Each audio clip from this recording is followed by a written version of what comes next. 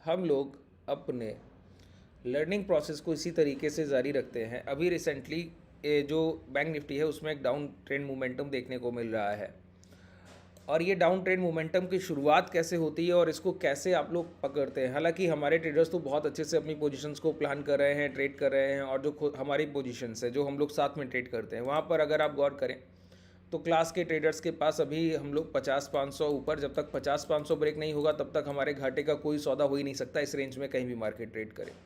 इसी तरीके से 45-500, तो 45-500, 50-500 ये एक बड़ी रेंज है, ठीक है। ये नियर अबाउट 5000 पॉइंट की रेंज है। इस 5000 पॉइंट की रेंज में बाजार कहीं भी ट्रेड करेगा तो हम लोगों के पोजीशन ऐसे बने हुए हैं कि कोई भी घाटा नहीं होगा। इस रेंज में कहीं भी बाजार रहेगा तो हम लोग प्रॉफिट में ही अपनी पोजीशन निकालेंगे, ठीक है। हम लोग बेसिकली पर्पस हेजिंग करते हैं, ठीक है। हेजिंग का मतलब है कि प्राइस में इस तरीके की पोजीशंस लेना कि मोमेंटम से आपको कोई बहुत बड़ा फर्क नहीं पड़ता है, समझिए। अब हम लोग प्राइजेक्शन पे बात करते हैं। आज के सेशन में हम लोग 3 पॉइंट्स को टच करेंगे, बहुत ध्यान से सुनिए। पहला और सबसे ज़रूरी पॉइंट होता है multiple time frame analysis. Multiple time frame analysis को लोग बहुत अलग तरीके से डिलीवर करते हैं, समझने की कोशिश भी बहुत अलग तरीके से होती है मल्टीपल टाइम फ्रेम एनालिसिस को। मैं आपको आज के सेशन में क्लियर करूंगा कि मल्टीपल टाइम फ्रेम एनालिसिस का एक सबसे बड़ा पर्पस क्या होता है और उसको कैसे आप एनालाइज करते हैं, ठीक है। ये जो पॉइंट है आज का मल्टीपल टाइम फ्रेम एनालिसिस, इसको बहुत ध्यान से देखिएगा। अगर इसको आपने अच्छे से कवर अप किया तो समझिएगा आने वाले ट्रेडिंग सेशंस में आपकी आधे से ज़्यादा गलतियां अभी दूर हो जाएंगी, ठीक है। दूसरा होता है कि प्रीवियस डे हाई और आखिरी दिन का आखिरी 1 घंटा जो होता है उसके मोमेंटम को अगर आप समझने की कोशिश करें, वो सारी चीज़ें previous day high, previous day low, इन सारे टॉपिक्स पे हम लोग एक मर्जिंग के साथ बात करेंगे, ठीक है। अगर आपने अभी तक हमारे पिछले सेशंस को नहीं देखा है और हमारे लर्निंग के तरीके से आप परिचित नहीं हैं तो नीचे डिस्क्रिप्शन में आपके पास टेलीग्राम का लिंक है, वहाँ ज्वाइन करके आप हमारे लर्निंग के तरीके को समझ सकते हैं और कैसे हम लोग लाइव मार्केट को समझने की कोशिश करते हैं, डेली 2 सेशंस करते हैं। ऐसे ही हम लोग आगे बढ़ रहे हैं और बहुत ज़्यादा आप हमारे ट्रेडर्स के लाइफ में एक डिफरेंस देखने को मिल रहा है पिछले 3 से 4 महीनों में। आप भी उसको एक्सपीरियंस कर पाएंगे। सिर्फ इस सेशन के लास्ट तक बने रहिए तो आपको पता लगेगा कि आप जो चीज़ें सीख रहे हैं वो कितना ज़्यादा आपके लिए ऑथेंटिक है, ठीक है। चलिए शुरुआत करते हैं। देखिए, आज की प्राइजेक्शन को अगर आप देखें तो पिछले 2 सेशन पहले की अगर मैं बात करूं तो आपने देखा होगा कि मैंने एक प्राइस पर बात की थी, ओपन और लो। ओपन इक्वल टू लो, जिसको हम कह देते हैं OL का कैंडल है। ओपन और लो जब बराबर हो जाते हैं, ओपन और लो बराबर होने का मतलब बताइए, मैंने आपको क्या बताया था कि कोई भाव अगर 100 रुपये पर खुला हो और 100 रुपये से 99 रुपया 90 पैसा भी नहीं आया है, 100 रुपये से चल के सीधा 102, 103 इस तरीके का प्राइस मूवमेंट कर रहा है, ठीक है। तो ये जो है, आपसे कोई पूछे खुला भाव क्या है तो आप बोलेंगे 100 रुपया, फिर कोई पूछे क्लोज प्राइस क्या है फिर आप बोलेंगे 103, और कोई पूछे लो क्या है तो आप बोलेंगे 100 रुपया। तो ओपन और लो बराबर हो गए क्योंकि खुलने के बाद प्राइस 1 पैसा गिरा ही नहीं, ठीक है। ये बात हो गई, तो इसी को हम बोलते हैं ओपन और लो। अच्छा, ओपन और लो और ओपन नियर बाई लो, कि जहां भाव खुला वहीं से बहुत तेजी से चला और जहां भाव खुला वहां से 1 पैसा तो नीचे आया, बहुत ज़्यादा नीचे नहीं है, बस थोड़ा सा नीचे आके बहुत तेजी से ऊपर की तरफ निकल गया। कि जैसे 100 रुपये का प्राइस खुला तो 99 रुपया 50 पैसा आकर फिर सीधा 110 चला गया। तो इसको ओपन नियर बाई लो बोलते हैं, कि जहां खुला उससे थोड़ा सा नीचे आ पाया था, तुरंत बायर उठा के प्राइस को बहुत ऊपर ले गए, ठीक है। इस तरीके का फॉर्मेशन। तो आज की पहली कैंडल का फॉर्मेशन कैसा है जरा ध्यान से देखिए, बहुत ध्यान से समझिएगा प्राइस को। ये आज का पहला कैंडल है, ये कैंडल देख रहे हैं आप, ये पहली कैंडल का आज का फॉर्मेशन है। इस कैंडल को अगर आप गौर से देखें तो प्राइस खुलने के बाद थोड़ा सा नीचे आया और बहुत तेजी से ऊपर निकल गया, है ना। तो देखिए, ये बॉडी का लोएस्ट पॉइंट ओपन प्राइस है, इतना नीचे आकर और इतनी तेजी से ऊपर गया। तो ओपन प्राइस इस कैंडल का क्या है, ओपन प्राइस है 47,976 और क्लोजिंग क्या है, क्लोजिंग है इसका 48,220, ठीक है। ओपन है 976 और क्लोजिंग है 48,220, सोचिए लगभग 250 पॉइंट, 250 पॉइंट का कैंडल है ओपन टू क्लोज। और लो क्या है, लो है 47,964, 976 पे खुला था, 964 लो है, 12 रुपए की गिरावट है खुलने के बाद। तो ये एक पॉजिटिव ओपनिंग कही जाएगी कि प्राइस की शुरुआत कैसी हुई, एक पॉजिटिव नोट पर हुई। अच्छा, पॉजिटिव नोट पर शुरुआत तो हुई है, लेकिन प्रीवियस ट्रेंड क्या है जरा ये देखिए। प्रीवियस ट्रेंड इसका नेगेटिव है, ठीक है। प्रीवियस ट्रेंड नेगेटिव है। जब भी किसी प्राइस का प्रीवियस ट्रेंड नेगेटिव होता है और उसकी शुरुआत पॉजिटिव हो तो कभी भी ओपनिंग प्राइस पर बिलीव नहीं करते। मेरी इस बात को हमेशा ध्यान रखिएगा। मैंने क्या कहा, अगर किसी प्राइस का प्रीवियस ट्रेंड पॉजिटिव है और ओपनिंग नेगेटिव हो जाए तो उसके ओपनिंग प्राइस पर बिलीव नहीं करते हैं, ओपन के बाद सस्टेनेबिलिटी पर बिलीव करते हैं।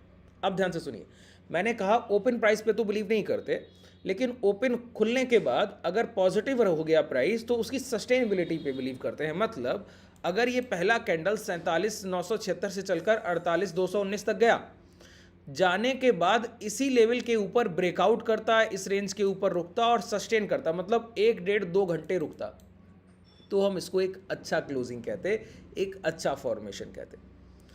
कि प्राइस का सस्टेनेबिलिटी ज़्यादा ज़रूरी है। क्यों? प्राइस का प्रीवियस ट्रेंड नेगेटिव है, सेलर की पकड़ में प्राइस है और खरीदार अचानक से खरीद के नहीं ले जा सकते, क्योंकि बायर बिहेवियर काल्मनेस का है, धैर्य का खरीदार। खरीदार खरीदारी करता है तो पैसा लगाने में समय लगता है बाजार में, सीधी सी बात है। तो टाइम टेकिंग प्रोसेस है ना एक्यूमुलेशन।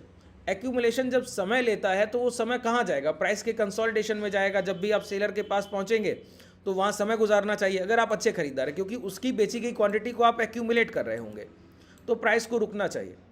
तो प्राइस अगर पहली कैंडल पॉजिटिव बना रहा है, बस उसी से बाइंग नहीं उठेगा, उसके बाद अगली कैंडल्स के फॉर्मेशन कैसे होंगे वो आपको ध्यान रखने वाली बात है।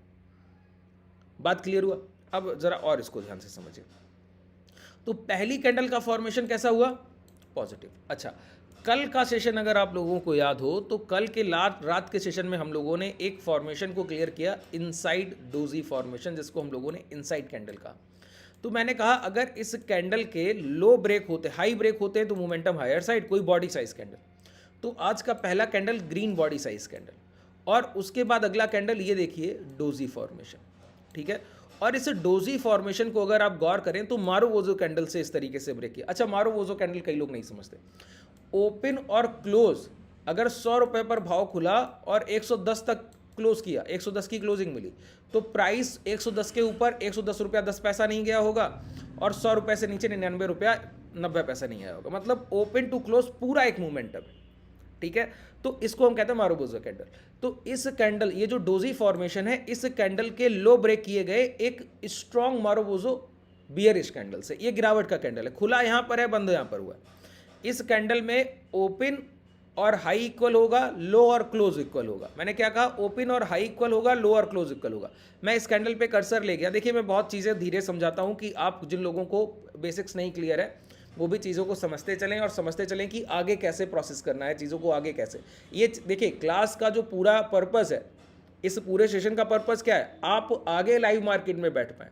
मेरा पर्पज़ ये नहीं कि सिर्फ आपको बताना है, नहीं, आप जाकर लाइव मार्केट में इन चीज़ों को देख सकें, ट्रेड कर सकें। तो उसके लिए समझना ज़रूरी है ना, चीज़ों को समझेंगे तो ही ट्रेड कर पाएंगे, ठीक है। तो एक एक चीज़ को बहुत क्लैरिफाई करके आगे बढ़ना है हम लोगों को, ठीक है।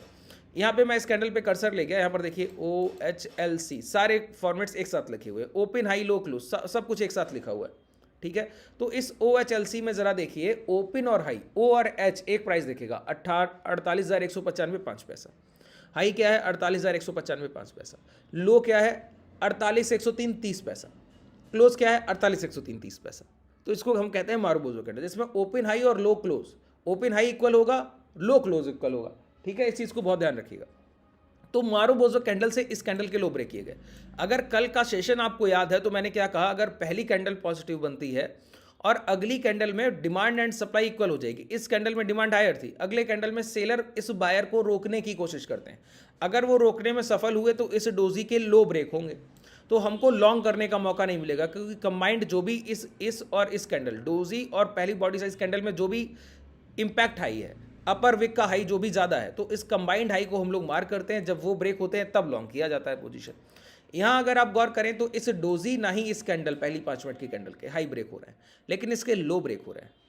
लो ब्रेक होने के बाद आप गौर कीजिए, फिर प्राइस नीचे नीचे आने लगता है। अच्छा, यहाँ पर मैं एक चीज़ आपको बताऊँ, जब भी पहला कैंडल बड़ा बनता है तो उसका 1/3 पार्ट, 1/3 हिस्सा ध्यान रखा कीजिए। देखिए, ये वो सारी चीज़ें मैं बता रहा हूँ जो प्रैक्टिकल मार्केट में काम करेंगी।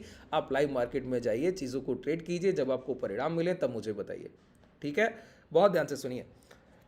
ये जो डोजी फॉर्मेशन का सेशन है, इसका मैं लिंक नीचे पिन करा दूंगा टेलीग्राम चैनल में, आप जाके ज्वाइन कर लीजिएगा टेलीग्राम को, वहाँ से देख भी लीजिएगा, ठीक है। ये बहुत ज़रूरी फॉर्मेशन है, इसको ज़रूर देखिएगा। ये डेली बनता है, कल भी मैंने आपको बताया, कल के सेशन में भी बना हुआ था, आज के सेशन में भी पहला इनिशियल ट्रेड यहीं से एग्जीक्यूट हुआ। जैसे ही डोजी के लो ब्रेक हुए मतलब प्राइस को बायर सेलर्स ने रोक लिया, बायर की तरफ नहीं जाने देना चाहते। तो हमारा एसएल एरिया इसी स्विंग हाई के पास होता है और यहाँ पे आप शॉर्ट का पोजीशन लेते हैं। पहला टारगेट आपका देखिए ये रहता है, ये हर बार के लिए, ठीक है, इसी तरीके से ट्रेड किया जाता है। अच्छा अब देखिए यहाँ पर मैं क्या बोलता हूँ, कभी भी डोजी फॉर्मेशन हो जाए, आज तो मारुबोज़ो कैंडल बन गया तो वो स्ट्रॉन्ग बियरिश कैंडल था तो साइन मिल गया कि यहीं पे शॉर्ट कर दिया जाए। कभी कभी क्या होगा, प्राइस नीचे आ रहा होगा और हैमर तरीके की कैंडल बना, वहाँ पर हम लोग शॉर्ट नहीं करते कभी भी एक पॉजिटिव कैंडल के बाद। अगर पहला कैंडल ग्रीन, नेगेटिव कैंडल के बाद डोजी बना हो फिर उसके लो ब्रेक हो तो शॉर्ट करेंगे। लेकिन पहला कैंडल ग्रीन बना है उसके लो ब्रेक करते हैं, अगर मारुबोज़ो कैंडल नहीं हो तो शॉर्ट का पोजीशन जल्दी नहीं लेते। क्यों? हम लोग वेट करते हैं पूरी पहली कैंडल जिससे डिमांड उठी है उस कैंडल का 1/3 पार्ट कम से कम ब्रेक हो जाए। क्या कहा? उसका 1/3 पार्ट कम से कम ब्रेक हो जाना चाहिए। अच्छा 1/3 पार्ट का मतलब है 1/3 हिस्सा। इसका मतलब है अगर किसी कैंडल में bank Nifty open to close 100 point का मोमेंटम किया तो 100 पॉइंट में से 33 से 35 पॉइंट तो ब्रेक हो जाना चाहिए। इसके नीचे जब प्राइस आएगा तब आप शॉर्ट करेंगे। तो 100 रुपये से 33 से 35 पॉइंट का मतलब हुआ लगभग प्राइस जो है 65 पॉइंट के नीचे अपट्रेड करना चाहिए। अगर 100 रुपये तक गया तो 65 के नीचे आना चाहिए, तब शॉर्ट सेलिंग बनेगा। 1/3 पार्ट पे नजर रखिए, ठीक है। अब इस कैंडल का 1/3 पार्ट, इस कैंडल में लगभग 250 पॉइंट की खरीदारी है तो 250 पॉइंट का 1/3 हिस्सा आपको देखना है, ठीक है। 250 पॉइंट का क्या करना है? 1/3 हिस्सा, ठीक है। तो 1/3 हिस्से का मतलब क्या हुआ? 8 तिया 24, 240, तो लगभग 80 पॉइंट। रफ फिगर लिया कीजिएगा, ये नहीं कि बिल्कुल क्लियर। तो 80 पॉइंट का मतलब है इसका क्लोजिंग है 220 और 220 से 80 पॉइंट नीचे है। देखिए बहुत प्रैक्टिकल अप्रोच मैं आपको बता रहा हूँ, इससे बेहतरीन कोई भी अप्रोच आपको देखने को नहीं मिलेगी। ध्यान रखिए, जो चीज़ बता रहा हूँ बहुत जिम्मेदारी से बोल रहा हूँ। 1/3 पार्ट, इस पे हमेशा नजर रखिएगा। कभी इनसाइड ओजी फॉर्मेशन होता है उसके बाद 1/3 पार्ट, ये दो चीज़ों को जो प्राइस आपके स्ट्रक्चर को वैलिड कर देगा, फिर वहां पर आगे आपको उस ट्रेडिंग पूरे सेशन में कोई तकलीफ नहीं आनी, ठीक है। क्या करना है? 1/3 पार्ट। अब देखिए इस कैंडल की हम लोगों ने जोड़ा था ना, 976 से 220 गया है, तो 976 से 220 राउंड फिगर आप पकड़ लेंगे तो 250 पॉइंट हो गया। तो 250 पॉइंट का 1/3 हिस्सा, 1/3 हिस्सा 8 तिया 24 होता है सर, 240 हो गया। तो वही लगभग 80 पॉइंट राउंड फिगर हमको मिल रहा है। तो 80 पॉइंट, 220, इसकी क्लोजिंग क्या है? 220 से 80 पॉइंट आपको घटाना है, ठीक है। तो 70 पॉइंट कम करेंगे 150, 10 पॉइंट एक्स्ट्रा कम कर दीजिए 140, तो 140 के नीचे आपको शॉर्ट सेलिंग मिलेगी। अब ये किसी इंडिकेटर का हिस्सा नहीं है, ये प्रैक्टिकल मार्केट की अप्रोच का हिस्सा है। ये पूरा जो मैंने कॉन्सेप्ट आपको बताया 1/3 कैंडल का पार्ट, 1/3 कैंडल का हिस्सा, ठीक है। 48,140 के नीचे शॉर्ट सेलिंग बनेगी। 48,140 कहाँ ब्रेक हो रहा है बताइए? 48,140 इसी कैंडल का देखिए 142 से यहाँ डिमांड उठी थी, ध्यान दीजिए। अब जब कैंडल ऊपर जा रहा है देखिए 140 से रिजेक्शन आ रहा है, 140 के पास प्राइस पहुंचा, रिजेक्शन आ रहा है। इस कैंडल को देखिए 140 के पास पहुंचा, इसी हाई से रिजेक्शन आया और यहीं से फिर गिरावट होती है। बात क्लियर? कितना पावरफुल प्राइजेक्शन है। अगर आप सिर्फ प्राइजेक्शन देखिए, किसी इंडिकेटर का यूज़ नहीं करते हमारे ट्रेडर, इसीलिए जब आप क्लासेस में आते हैं तो बहुत प्रैक्टिकल चीज़ें आपको सिखाई जाती है। इतना प्रैक्टिकल अप्रोच हम लोग रखते हैं कि कभी भी आप ना वॉल्यूम का यूज़ करते दिखेंगे, ना मूविंग एवरेज का, ना बॉलिंजर बैंड का। पढ़ाता ज़रूर हूँ आपको, है ना, क्योंकि आप शुरुआती समय में है तो जितना आपको वैलिडेशन मिल जाए। वैलिडेशन का मतलब है कि अगर आपको शॉर्ट सेलिंग का प्राइजेक्शन से पोजीशन मिल रहा है तो मूविंग एवरेज भी बोले शॉर्ट कर दीजिए, बॉलिंजर बैंड भी बोले शॉर्ट कर दीजिए, तो एक अंदर से कॉन्फिडेंस बढ़ता है नए ट्रेडर का, क्योंकि नए ट्रेडर में कॉन्फिडेंस की कमी होती है। तो उसको क्या चाहिए? मल्टीपल वेरिफिकेशन चाहिए एक ट्रेड का, कि एक ट्रेड के 3 से 4 कारण मिले करने के तो वो कॉन्फिडेंस बूस्ट होता है ट्रेड अपॉर्चुनिटी को ग्रैब करने के लिए, कि एग्जीक्यूशन आप कर पाएंगे। अगर एक जगह से कर रहे हैं तो शुरुआत में धीरे धीरे वो आपका जो कॉन्फिडेंस है ट्रेड करते करते बिल्ड हो जाता है। अब आप एक कैंडल का 1/3 पार्ट डेली आप इस तरीके से ट्रेड कीजिए, इतनी बार आप ट्रेड कर लेंगे ना इसको, फिर कोई तकलीफ नहीं रह जाएगा, है ना। फिर वो कॉन्फिडेंस होगा कि जब भी आप इसको ट्रेड करेंगे हर बार आपको ये टारगेट दिखे जाएगा। अभी ये मैंने आपको दिखाया, तो एक कैंडल का 1/3 पार्ट, जब 1/3 हिस्सा कटता है तब वहां पर शॉर्ट सेलिंग की शुरुआत होती है। अगर इसी तरीके से एक रेड कैंडल बना है, ठीक है, अब उस रेड कैंडल का 1/3 पार्ट अगर आप ब्रेक कर दिए तो उसके बाद प्राइस फिर हायर साइड मोमेंटम कर सकता है, लेकिन बॉडी साइज अच्छा होना चाहिए कैंडल में तब, ठीक है। उसके नीचे क्लोज करने लगी है, ये नहीं कि 140 को टच किया तो ऊपर जाइए। जैसे इस कैंडल ने, इस डोजी फॉर्मेशन ने 142 को टच किया, ऊपर चला गया, तो ये टच करके मतलब यहीं से डिमांड उठ रही है, 1/3 पार्ट से ही डिमांड उठ रही है। उसको ब्रेक करना चाहिए तो उसके नीचे की क्लोजिंग चाहिए होती है, वो क्लोज होना बहुत ज़रूरी।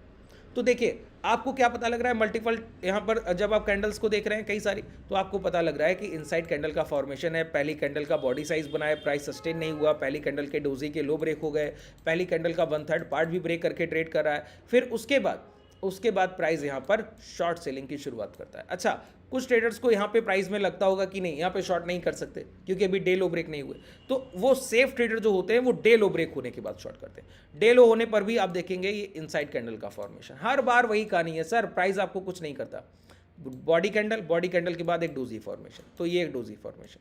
अगर इसके हाई ब्रेक होते तो इस कैंडल का 1/3 बार ब्रेक होने के बाद प्राइस यहाँ पे कंसोलिडेशन में चला जाता, चॉपी मार्केट हो जाता। प्राइस ने इसके लो ब्रेक किए, अब प्राइस का मोमेंटम की शुरुआत हुआ, प्राइस ने एक नया लो लगा दिया। तो इनसाइड कैंडल का फॉर्मेशन हर जगह बनेगा, सपोर्ट और रेजिस्टेंस के पास इनसाइड कैंडल के फॉर्मेशन बार बार होते, एक बार नहीं बार बार होते, ठीक है। अगर आप यहां पे गौर करें तो ये एरिया क्या है, डे लो क्या होता है, सपोर्ट एरिया। कल के लास्ट घंटे की प्राइस में बाइंग कहां से उठ रही थी, इसी एरिया से उठ रही थी, ठीक है। तो यहां पे जब प्राइस उसको ब्रेक करने जा रहा है तो इस तरीके से ब्रेक करता है, जैसे ही ब्रेक किया तो देखिए मोमेंटम शार्प यहीं से हुआ, प्राइस दोबारा गया तो इसी एरिया के आसपास देखिए इसी रेजिस्टेंस एरिया को टेस्ट करके दोबारा यहां से गिरा है, ठीक है। तो इन सारी चीज़ों को आप अगर याद रखेंगे तो आपको पता रहेगा कि प्राइस में कैसे प्रैक्टिकल अप्रोच किसी भी एवरेज का, मैं दावे से बोलता हूं आप प्राइजेक्शन पे जब स्किल जनरेट करें तो किसी भी मूविंग एवरेज, किसी भी बॉलिंजर बैंड और किसी भी वॉल्यूम का यूज़ ना करें, जितना हो सके प्राइस पर ही बने रहें।